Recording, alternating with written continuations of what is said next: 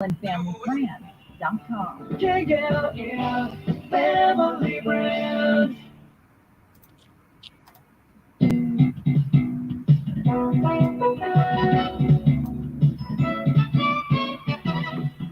This is the Morning Sports Desk for Thursday, November 30th.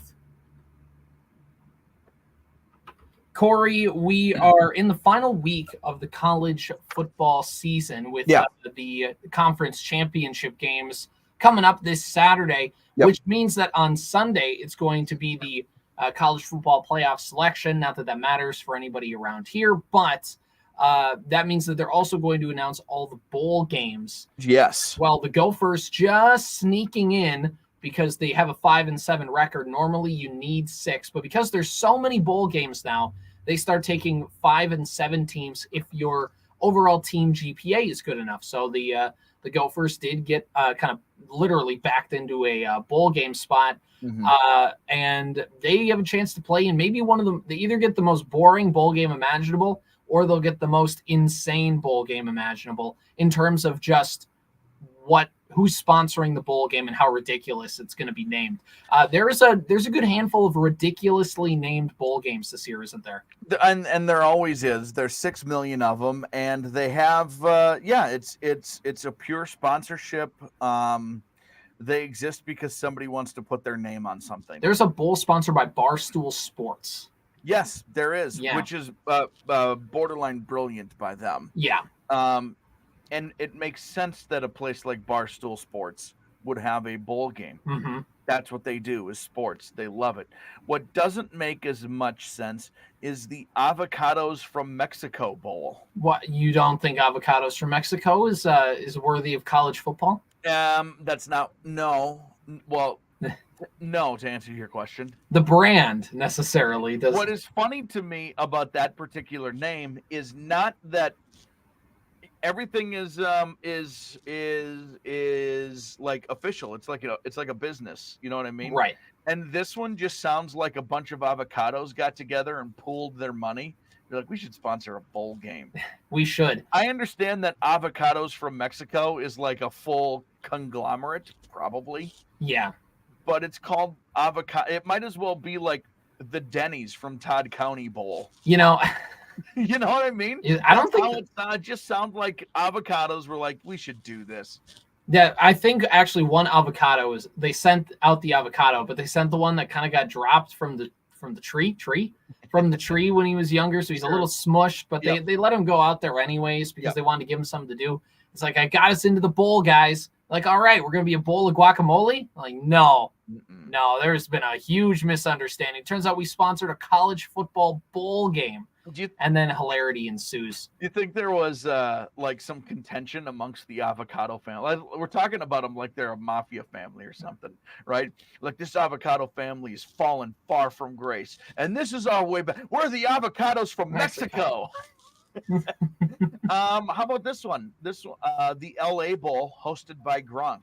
Oh yeah, because Jimmy Kimmel doesn't want to host it. Jimmy Kimmel's not doing it anymore, so Gronk is doing it. Gronk's a perfect one to host it, although it should be the Arizona Bowl because that's probably where he went to college. And basically all that game is Gronk's basically going to be on the sidelines and do an interview and do an awkward interview in the third quarter. That's probably present the trophy. Right, exactly. Probably he gets to party with the winning team. Yeah, the MVG of the game, the MGP, the most Gronk player of the game. We're gonna turn this thing Gronk up in here. The party's Gronk tonight. That's it. I think if Gronk wins, I think he gets to hang out with your team after the game. That should be like a caveat of the rule. I like the in these bowl games, really? the ones that are food based really, I think, make me laugh the most. They lean into it. Yeah, the avocados from Mexico Bowl, like we mentioned. This one's hilarious. The Wasabi Fenway Bowl. Just what Boston is known for, and the Red Sox are known for, is their wasabi. The Duke's Mayo Bowl, which is, I'm sure... The Duke's Mayo Bowl has become a cult classic. Absolutely. Because Duke's Mayo just has leaned into the bit. Because the winning coach gets doused in mayonnaise instead of Gatorade. Touche, Duke's Mayo. There's the Tony the Tiger Sun Bowl. Oh yeah, Frosted Flakes. And there is the Pop-Tarts Bowl, which is awesome. One more thing on the Tony the Tiger Bowl. Oh yeah, yeah. They actually asked him which matchup he's looking forward to, and he said it doesn't matter. They're all going to be great. I ad-libbed on that one a little bit. Oh, you did? Yeah, did. Well, no, yeah, we didn't. Was that worth it? I saw your eye roll immediately. Not a single person could tell. You would have been. You would have. If I may, just give a quick note on your improv there. It probably would have been better on the Tony the Tiger one, rather than to come back to it after it already moved on. You moved on too fast. You didn't give me a chance. You probably should have just said, "Oh yeah, that one's great." But I did like you turned it into a little bit of a monologue, almost like a 5-sentence monologue. Yeah, really. You played it. You did choose to lean into it appropriately. Right. You got to like build it up a little bit. Isn't it worth building up a joke for just a stupid punchline? Yes, even if everyone knows the punchline is coming. Yes, exactly. Pardon me, if you don't mind, if I may, could I just go back to the? You mentioned the Tony the Tiger Bowl. What's with the Pop-Tart Bowl? It's called the Pop-Tarts Bowl. Yeah. The winning team. Pop-Tarts. The winning team should get Pop-Tarts for life. By the way, that should be the rule. I don't know. That probably breaks an NCAA. It's an NCAA violation. Yeah, sure. God darn these players! If they start making money, it's a slippery slope as they get like $1 billion check from Pop-Tarts. If they Pop-Tart, shout out Pop-Tarts. Shout out football. The Pop-Tarts Bowl, by the way, has the first edible mascot. What does that mean? It means that the mascot is just going to be a big Pop-Tart. You can a real Pop-Tart. Yes, you can. Not like a fluffy. No, ho ho ho! I'm Poppy the Pop-Tart. No, because you can eat Poppy the Pop-Tart.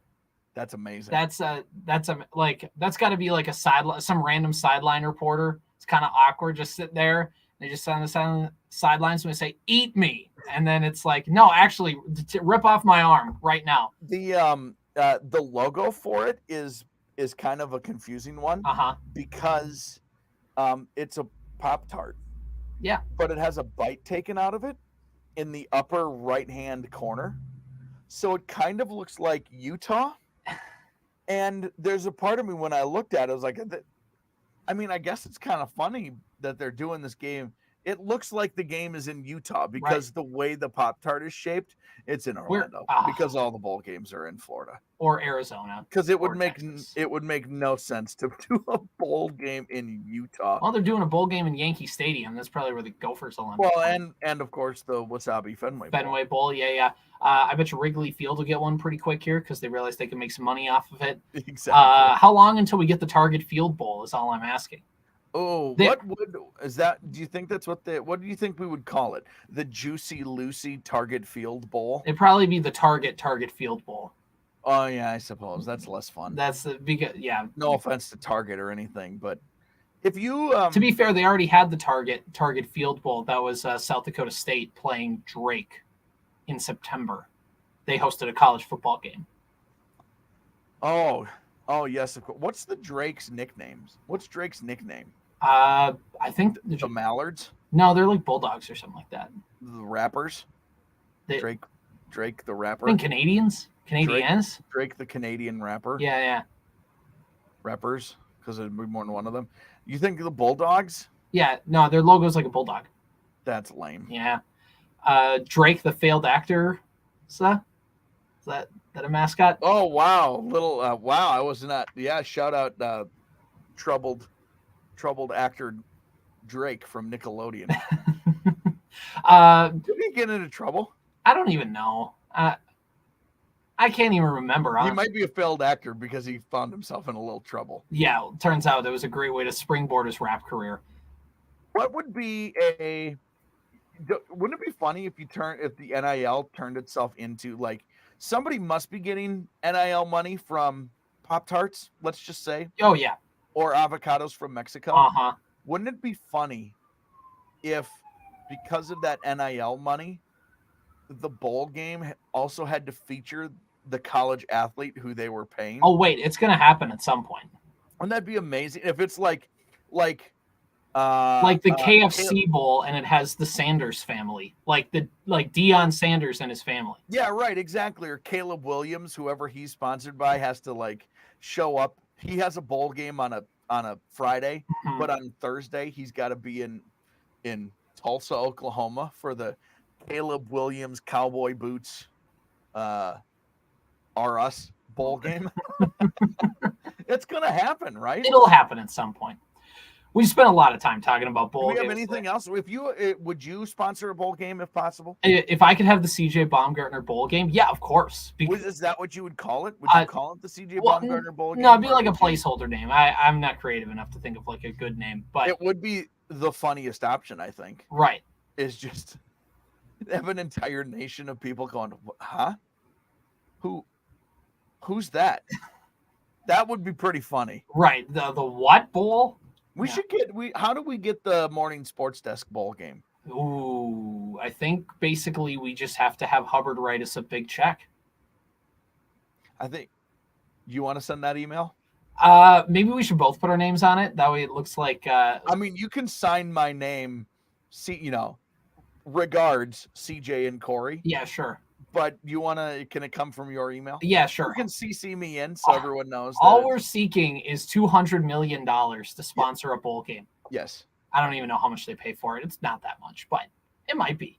It might be. It might be. It might be a lot of money. Turns out college football makes a lot of money. Hey, the Minnesota Twins lost out on Sonny Gray in free agency. On Monday, he signed with the St. Louis Cardinals. 3 years, $75 million, but there's also like some options.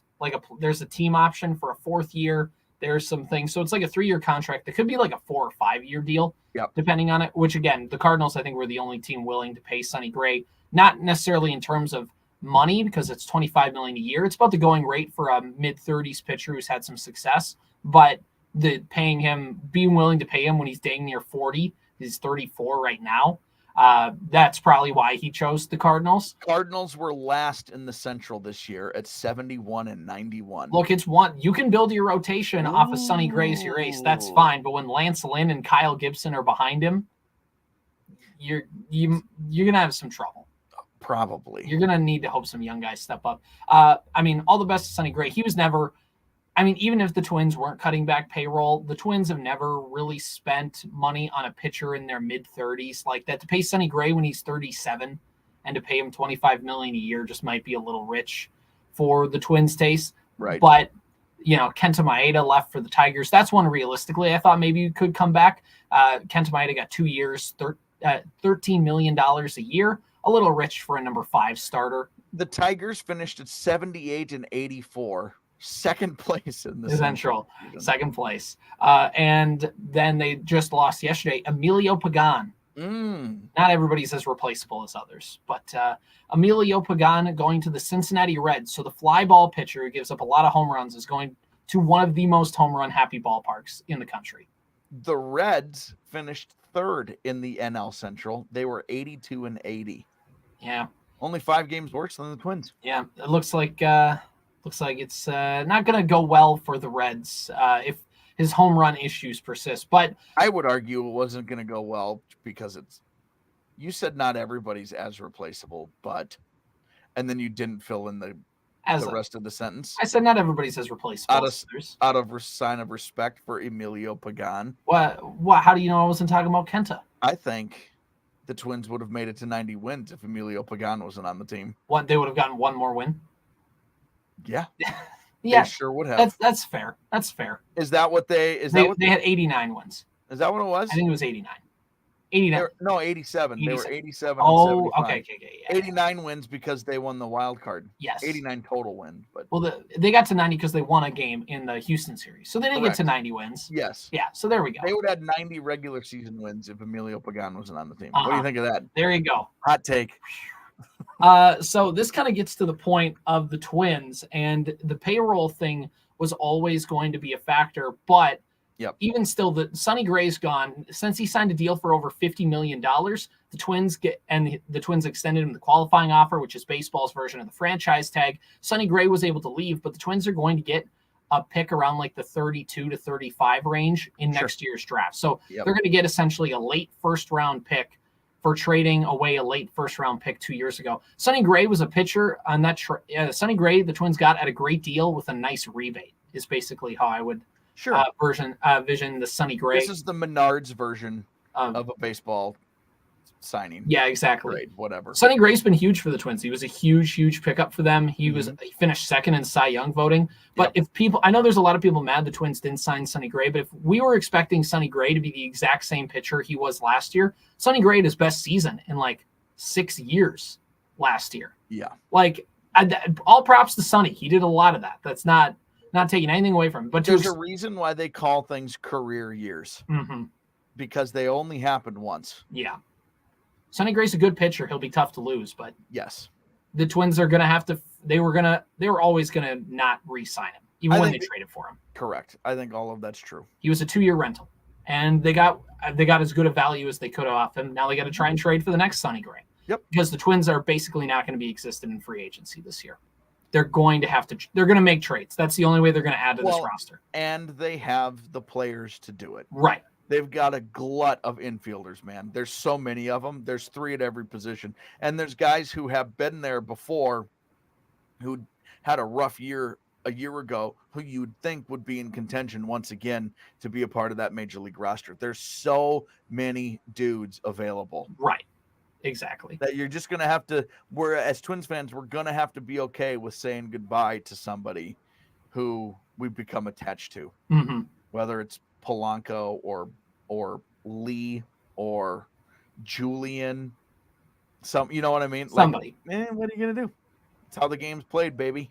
It's Corey Tackman on the morning sports desk. He's gone.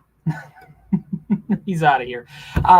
So this has been the morning sports desk. One quick thing before we wrap it up here is I do want to say a couple injury notes for the Minnesota Vikings. Justin Jefferson is back officially, so he can begin practicing. I mean, he could already, but like basically he's back. There's going to be no more. Is he going to play? Is he not going to play? The Vikings are on bye this week, which is weird because we'll be in December tomorrow, but he is going to be back for the next game. And also, Anthony Edwards probably isn't going to play today. He had a bruised hip. He missed the second half or most of the second half against the Oklahoma City Thunder on Monday night or Tuesday night. So he's probably not going to play against Utah today. Utah's not a good team. The Wolves should still take care of business. It's a good game. Even if the Wolves lose, whatever. This is a good day just to sit Anthony Edwards and kind of let some things figure themselves out. This has been the morning sports desk for Thursday, November 30th. It's 7:33 on KWAD. Here's MNN News. Minnesota News Network. I'm Brent Cohn. House Republicans again tried to hold the